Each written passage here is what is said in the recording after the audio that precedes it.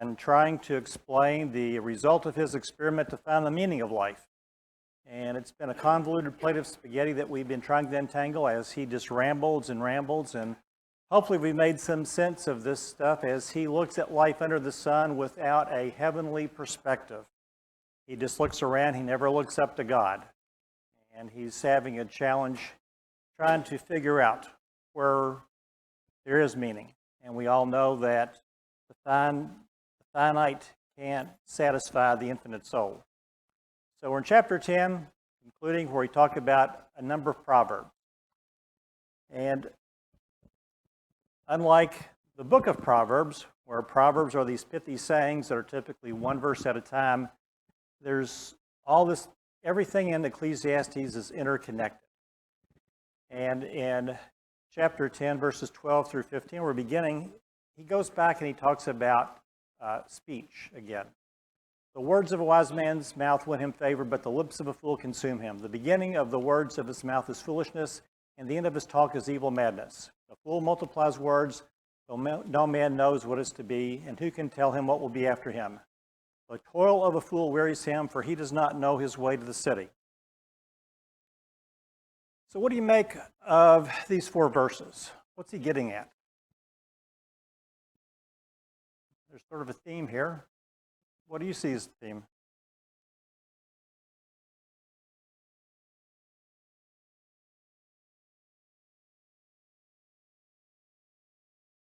Pam, you're usually not a loss for words. You've got that, Glenn. I expect something. You know,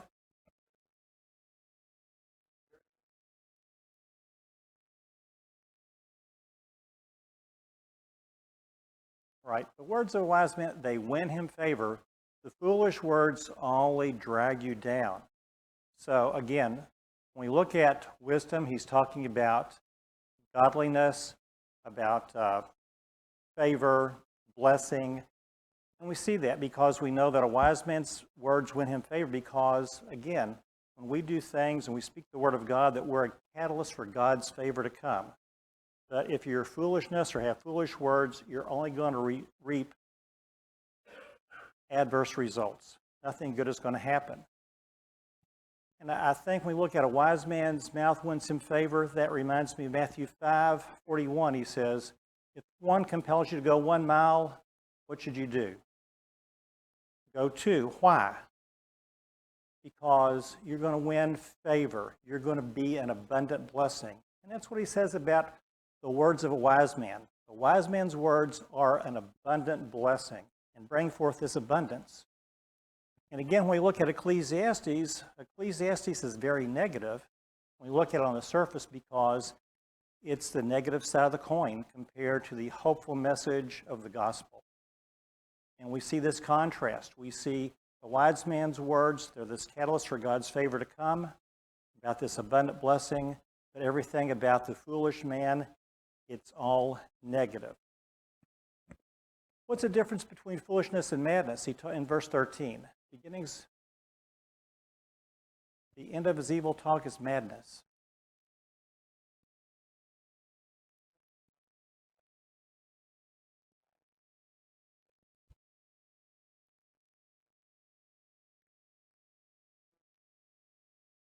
There's always this progression, isn't there? There's a progression upward to greater things, or there's this progression downward. So the fool, as he progresses downward, he goes into madness and this uncontrolled behavior. And again, looking back to the New Testament, when the demon-possessed man came out, his name was what? Legion, and he was uncontrolled. And that's what it says here. This talk is evil madness. You have this uncontrolled behavior that brings about your demise. And that's what foolish words do. It's a gradual decline. It keeps spiraling down quicker and quicker into this utter madness. Now here again in verse 14, we see the problem with the language because the fool, but fool here is a different Hebrew word. This is a man that, again, wise meaning following the word of God. Fool is someone who's not following the word of God. But all of a sudden he changes tones. This fool is a fool who doesn't lack common sense, and he's making an observation about behavior. So someone who has common sense now, he says, just babbles on. And he thinks he knows the future, but who knows the future? Who holds the future in his hand?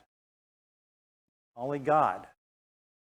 But this person who has common sense, he doesn't have the common sense to recognize God because he thinks he can predict the future.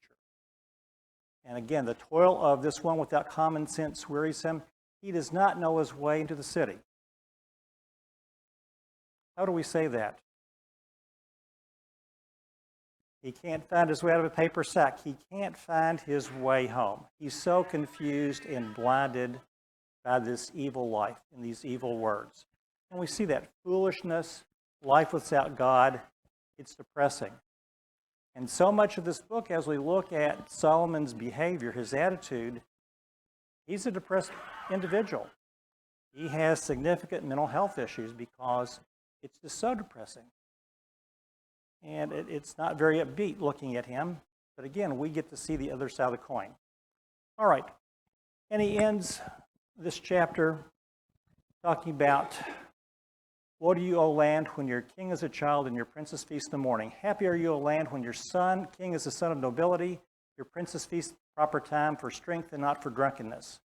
Through sloth the roof sinks in, and through indolence the house leaks. Bread is made for laughter, and wine gladdens life, and money answers everything. Even in your thoughts do not curse a king, nor in your bedroom curse a rich. For a bird of the air will carry your voice, or some winged creature will tell the matter. So this seems somewhat interconnected, doesn't it? So let's look at the first two, because he's talking about nobility. He's talked earlier in the chapter about the king, and the king is able to do what he is, and sometimes things seem disjoint because the king will put someone in power who doesn't have the rightful place.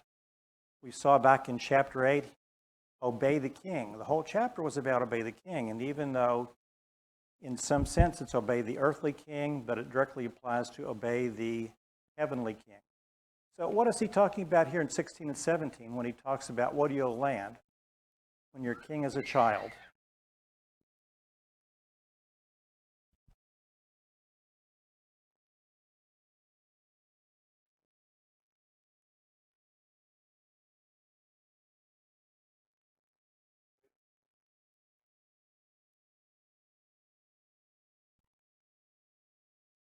There's inexperience in there. The princess feast in the morning. What was a normal order of life? Did you feast in the morning? When did you feast? At night. What did you do in the morning? Start out with pray. They would pray first. That was the order of things. You would pray and you would work. Again, we toiled so much. Eat, drink, and enjoy the fruits of your labor because you have toiled. So the day would start with prayer. Give thanks to God for the blessings that you have. And then you take the abundance of your health and use it for the toil and the fruit of your labor, and then you could enjoy it. What are the princes doing? Are they praying to God first? Are they doing their work? The order is work, then play. What are they doing? They're playing. So they're indifferent to interest other than their own. So who are they worshiping? Self. We see that now, don't we? How many people that we're surrounded by worship at the altar of self? So when your king is the son of nobility, now nobility doesn't necessarily mean a noble birth, but it means a free person, someone who's set free from bondage to do God's will. So, kings of Israel were appointed by God to do his will for his people. Now, did the kings of Israel always do that? No. And there wasn't always a direct lineage. Certainly, Solomon was in the lineage of David, and most earthly kings were in a direct lineage. But the idea of nobility here is someone who has been set apart from bondage to do God's will and serve God. So someone who's noble is someone who's serving God. So when your king is a son of nobility, Your king is the son of God who's doing God's will. So the land would be happy then, wouldn't it? And the princes feast in the proper time. So what do? They pray, they work, and when they feast, what do they feast for? Do they feast for drunkenness? For strength. Strength to do what? God's will. Because their nobility, they're set apart to do God's will. Through sloth, the roof sinks in, and indolence, the house leaks. So why is he bringing this example here?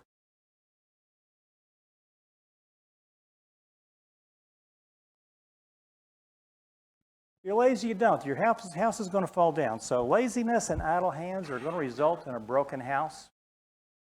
But again, if you have a king, the king would be considered the father of the nation and the government ruling the nation. So it's directing back if you have lazy rulers, inexperienced or youthful, they're not directing the house, that nation's going to crumble. If you have families that are broken, that are idle, that are lazy, that don't have the right order of things, what's going to happen to that family, to that home? It's going to be broken. There's going to be ruin. And we see that play out in life. Bread is made for laughter and wine gladdens life. But money answers everything. So is money the solution to every problem? Heavens, no. Certain politicians think it is. We need more money and we can solve any problem. Give us all your money. But is that really the answer? What's he saying here?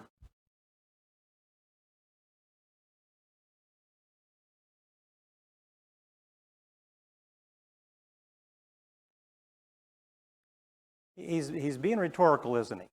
Money is not the answer.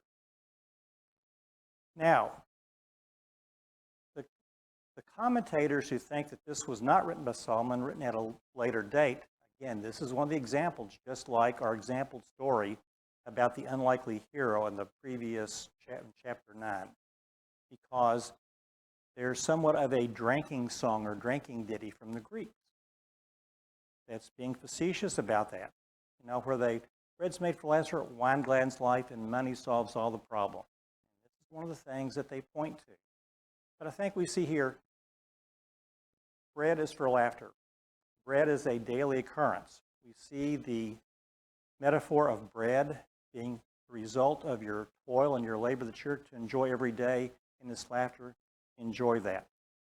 Wine is not something they enjoyed every day. Wine gladdens life. And the implication is it brings a higher degree of joy to you from those moments. And we see that in life. Not every day is happy. And some days are much more static. But money doesn't answer everything, does it? And we see how much of this book talks about the perils of wealth, about the problems of covetousness. But again, he's somewhat being facetious. He's saying, you know, you've got to toil so you can enjoy, you can eat and drink and enjoy the fruits of your labor. But when you reward laziness, you're just enabling foolishness. And that was the idea, because we've seen hints when they talk about nobility being bribed and judges being bribed. Why? Someone is circumventing the natural order of things. They're trying to cheat the system. They're not working for what they should get the reward. Now, what's he saying in verse 20? Don't curse the king.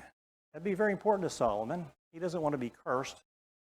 But why would he say this?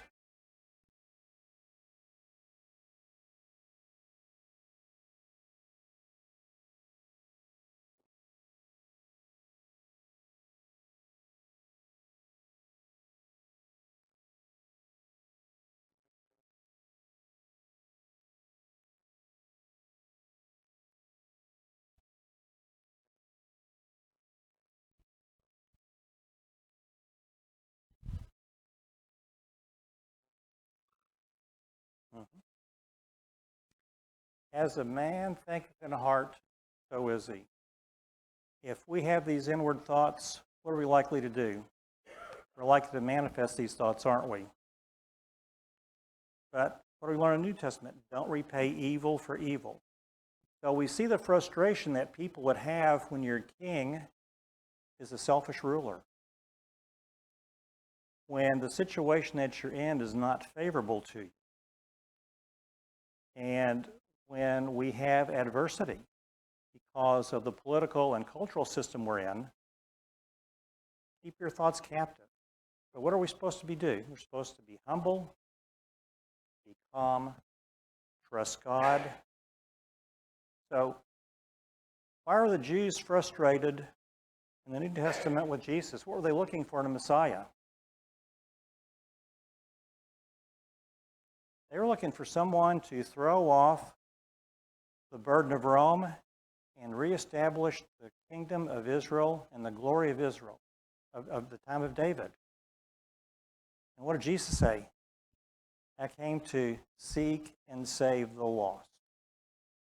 Did he come to change the world? Yes, but not politically. He came to seek and save the lost. He said, we're going to be frustrated when we have kings who aren't the sons of nobility, who aren't doing the will of God. We're going to be frustrated when we have politicians who are childish, who are indifferent to interests other than their own. They're not being selfless leaders. But what do? Trust God. All right. So we have a change of pace in chapter 11. Cast your bread on the waters, for you may find it after many days. Give a portion to 7 or even to 8, for you know not what disaster may happen on earth. If the clouds are full of rain, they empty themselves on the earth, and if a tree falls to the south or the north, in the place where it falls, there it will lie. He observes the wind will not sow, and he regards the clouds will not reap. As you do not know the way the Spirit comes to bones in a womb of a woman with child, so you do not know the work of God who makes everything. In the morning sow your seed, and at evening withhold not your hand, for you do not know which will prosper, this or that, or whether both are alike or good. So do you see any theme to these verses?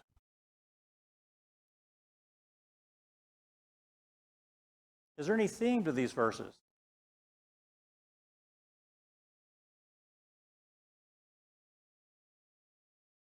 What do you think he means by cast your bread on the waters?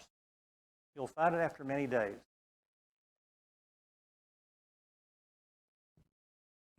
Do good. What are you doing with your life?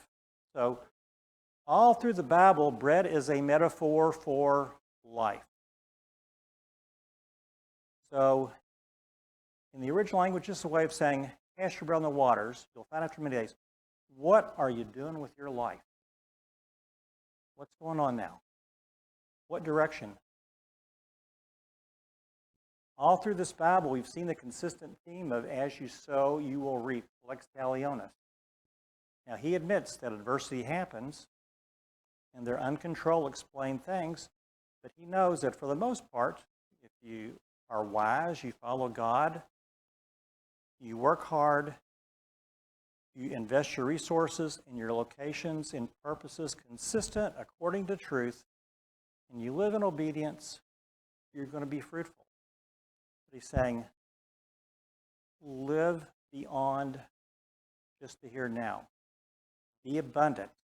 Give to those in distress. Harry.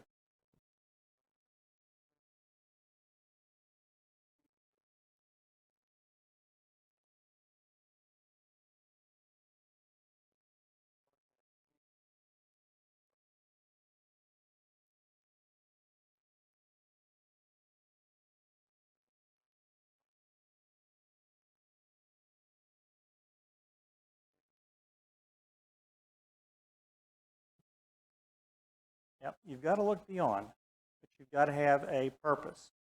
So again, I think when we look at verse 2, it reflects back on verse 1. Give a portion to 7 or 8. You may not know what disaster may happen. So be benevolent. When you have abundance, you bless others because you don't know when adversity is going to come to you, and you may need others to bless you. If the clouds are full of rain, and again, it rains on the just and the unjust, but rain is typically viewed as a blessing because it brings forth fruit and life. But also a tree falls. Fall is the downside. The contrary.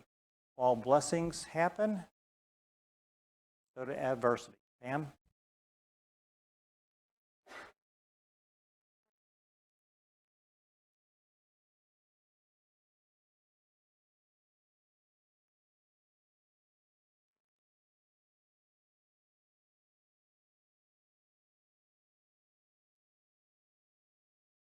Well, you know, and again, when I look at this book in general, where it says that we're to labor, I think we need to live a positive life. We need to learn how to say yes to the things that we can say yes to. How many times do we restrict ourselves? And I think he's saying that there, and some writers view this from the standpoint of commerce. If you make an investment in trade and commerce, you're going to see the results of that. But if you make an investment in grace, as you bestow grace upon others, what's the return you're going to have? When your day of adversity comes, are you going to receive that grace back? So, again, we can look at all these metaphors in multiple different ways, and certain translations promote certain definitions of those metaphors, but they all get back to the same thing: abundant living. Live a positive life where there's this outpouring of blessing, where you're a blessing to others. You know, there are parts of my week where we come together with other Christians that are the highlights of my week. Because you know why?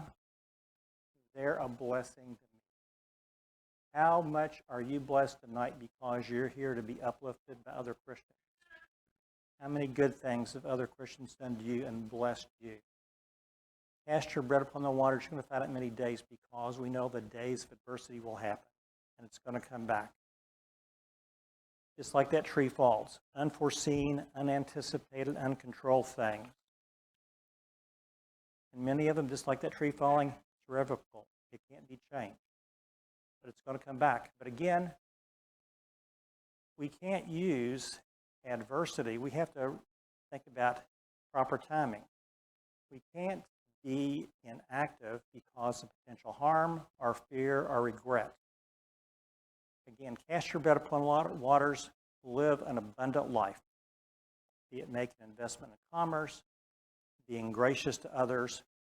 But how many times we see people who find excuses to neglect doing the things that they should do?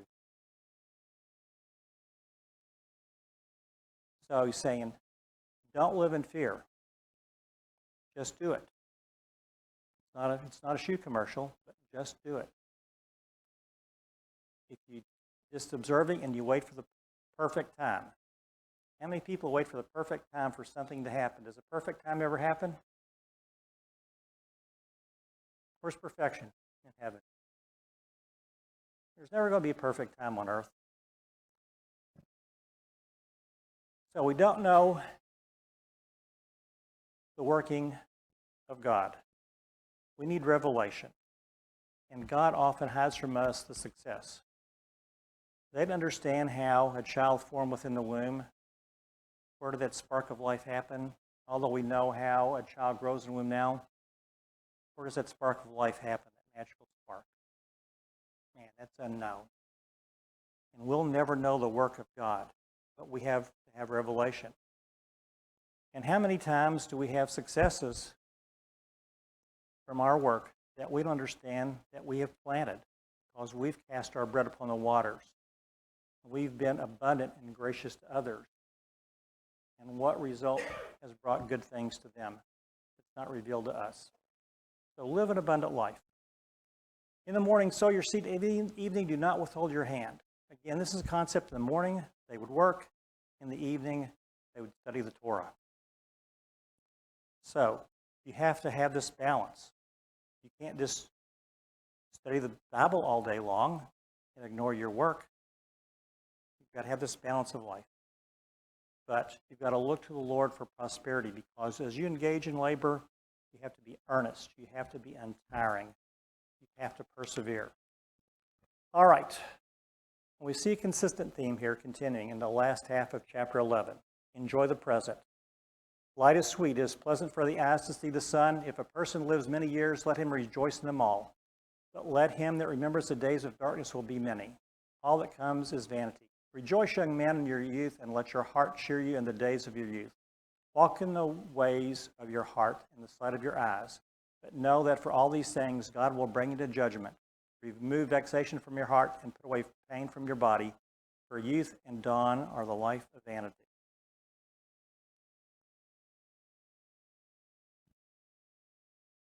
He's telling us to rejoice once again. This is the 7th time he's told us to rejoice.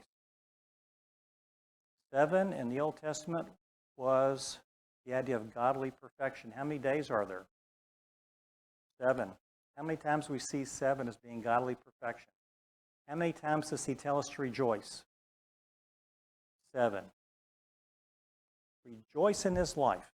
We know that we have life beyond what's here on earth. We're not looking at life under the sun. But he's saying, pursue joy. But pursue it without crossing that line into sin. Life is sweet. It's pleasant for eyes to see. Rejoice in them all. So don't forget God. Days of darkness are going to come.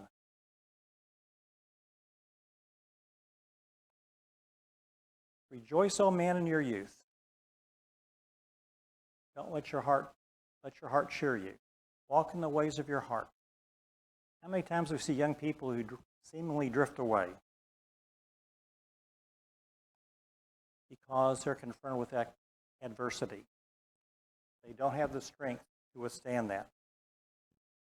How easy is it for young people who don't have the maturity to be easily swayed and to start that downward progression? Satan is called our adversary. We don't use that term very often, do we? But what does the adversary bring? Adversity.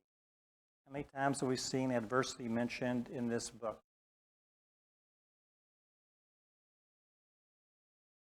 When you're young, you're carefree, aren't you?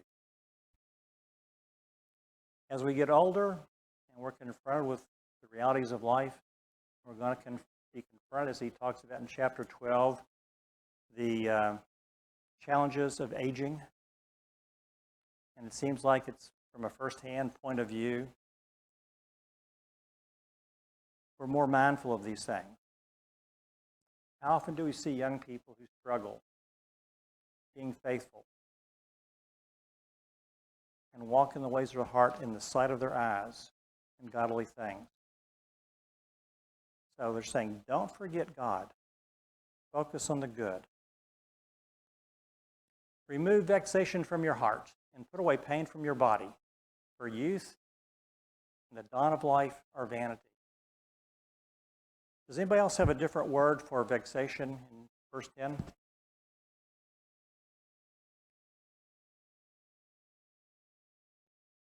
Sorrow, anxiety. Typically what's referred to here is worldly anger. We get angry with the world. And the world gets angry with us when we try to be godly. We're told in John that they hated Christ, they're going to hate us, aren't they? Don't be angry. Jesus died to set us free. So we need to set aside every weight. But we need not to be angry when we're frustrated. Enjoy the present in spite of adversity, in spite of setbacks, and rejoice in them all. Because, as he said, the days of darkness will be many. And here we see this foreshadowing hint of what he's going to talk about in chapter 12. In the days of darkness are aging. Who gets younger? Does anybody get younger? Only in your mind. The calendar only goes in one direction. So he tells us no stage, we've seen, no stage of life is permanent. It's all fleeting. We talked about in chapter 3, there's a season for everything. But he keeps hinting, finish well, because you don't know when your finish is going to be. And we see that mirrored in the New Testament. Flee the evil desires of youth and pursue righteousness, faith, love, peace, along with those who call out the Lord out of a pure heart. Remember the Creator in the days of your youth. All right, chapter 12. Again, the Hebrew Bible puts verse 10 of chapter 11 with chapter 12. They make a different connection, and it ties right in. Remember also your Creator in the days of your youth, before the evil days come and the years draw near, of which you'll say, I have no pleasure in them. Before the sun and the light of the moon and the stars are darkened and the clouds return after the rain, and the day when the keepers of the house tremble and the strong men are bent and the grinders cease because they are few and those who look through the windows are dimmed. And the doors in the street are shut and the sound of grinding is low and one rises up at the sound of a bird and all the daughters of song are brought low. They are afraid also of what is high and terrors are in the way. The almond tree blossoms, the grasshopper drags itself along and desire fails because man is going to his eternal home and the mourners go about in the street. Before the silver cord is snapped and the golden bowl is broken, or the pitcher is shattered at the fountain, or the wheel is broken to the cistern. The dust returns to the earth as it was, and the spirit returns to God who gave it. Vanity of vanities, says the preacher, all is vanity. So this is sort of the while you can metaphors. Give glory to God. Is he painting a positive picture of old age? No.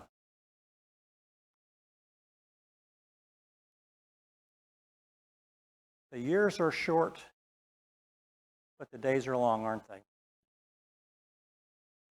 Surprised at how long it took to go so fast. Time goes quickly, doesn't it, when we look back, even though the days seem long. And he doesn't paint a positive picture. He calls them, I have no pleasure in these days. But again, remember the Creator. Is he talking about God that the Israelites worshipped at this time? Is he talking about Yahweh? He doesn't say that. He says the Creator. He's talking about, remember this generic God, because like we talked about last week, he had drifted away. He'd been corrupted by all these foreign wives.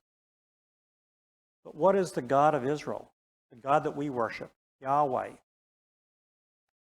When Moses asked God, who should I tell Pharaoh sent me? He said, I am. Yahweh is the I am.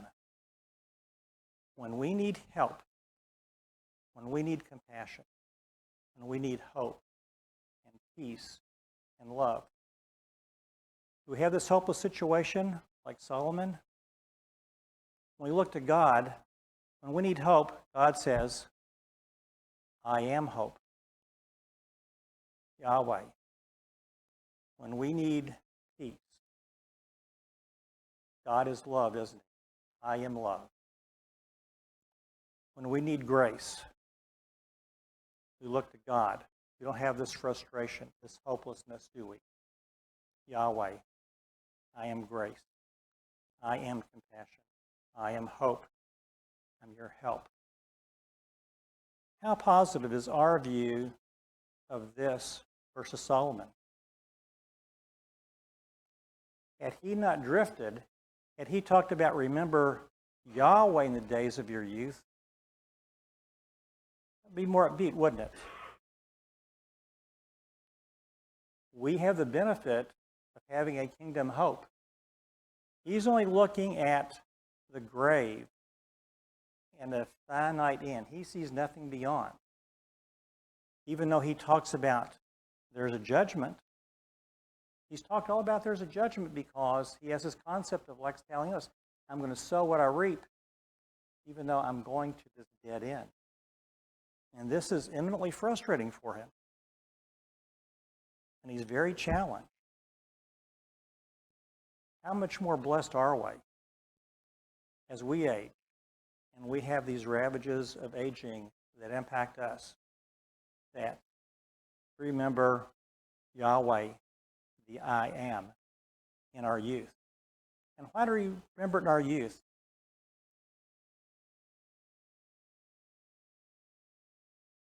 Because we're going to be held accountable for everything we do, for the evil days. We don't want this drifting away. We want to always be consistent and look to God.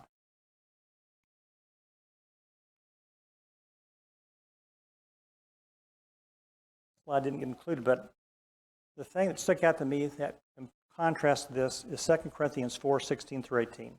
So we do not lose heart, though our outer self is wasting away. Our inner self is being renewed day by day. For this light momentary affliction is preparing us for an eternal weight of glory beyond all comparison. As we look not to the things that are seen, but to the things that are unseen. For the things that are seen are transient, but the things that are unseen are eternal.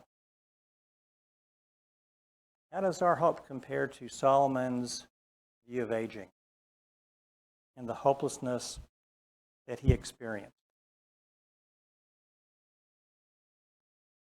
And that's quite the contrast. All right, so he gives us 13 illustrations here. He talks about there's a storm, the sun and light and moon and stars are darkened and clouds are rained. There are ravages and storms within our life. And then he talks about this decaying house, and he gives us 13 metaphors that we can't escape from. Or at least he sees no escape. He only sees an end because he sees life as being the absolute end. But we know that there is a continual existence of life after this world because the soul continues on. He says, the dust returns to the earth as it was, and the spirit returns to God who gave it. So where did Adam come from? Dust of the earth, and where are you going to return? The dust of the earth. Solomon recognized that. He talked about that in chapter 1. The earth continues. Man comes from this dust, but everything is in God's hand.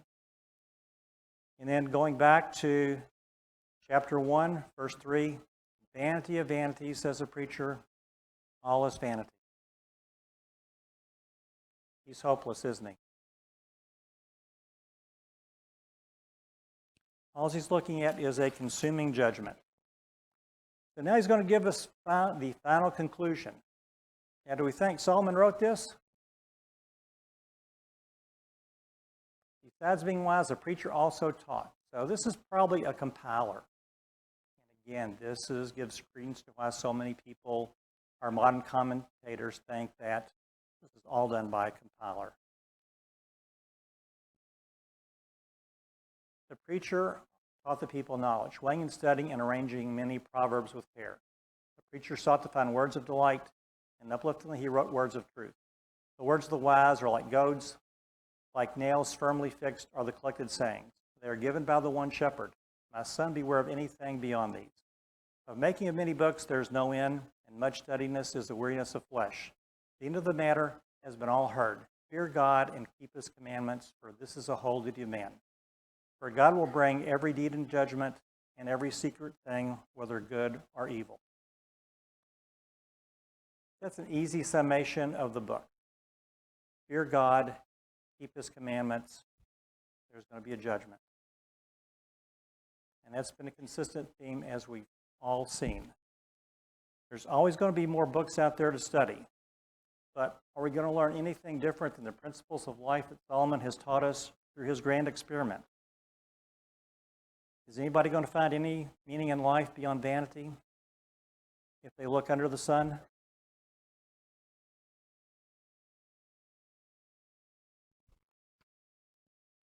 Life is futile without a kingdom promise. Otherwise, it's hopeless. The only true significance in life is living in obedience. So, what lessons have you learned from this study? Anything that sticks out? The one thing that always sticks out in my mind as I look at this, is how many times he talks about work. Work, toil, labor. There's always work for us to do, no matter what season we're in, no matter what condition. He wants us to be steadfast and earnest, have the right priorities. So, all right, the bell is about to ring. So, Ecclesiastes, like I've said many times, is a rambling old man trying to untangle a plate of spaghetti. And I think you guys have learned this firsthand, because for the last 12 weeks you listened to a rambling old man talking about a plate of spaghetti. And I hope that in some way we've been able to untangle it just a little bit. Ecclesiastes is sort of like a golf game. You've got that golfer, no matter how bad he is, he keeps going back out and trying for more and more and more, because he's trying to grasp more. And my wife will tell you I've spent a lot of time in Ecclesiastes, and the more I look at it, the more depth I find. And I know that Scott Beyer finds the same thing. Ecclesiastes is Scott Beyer's golf game too, because I'm amazed at how many times we see Ecclesiastes drifting into sermons, because he sees this depth of life, talking about the ravages of life in this negative coin, so we can appreciate the good thing. We can appreciate the joy when we have lived through the adversity, can't we? And there's going to be adversity in life. So, the consistent theme: work hard, enjoy your blessings, eat dessert first. All right, thank you very much.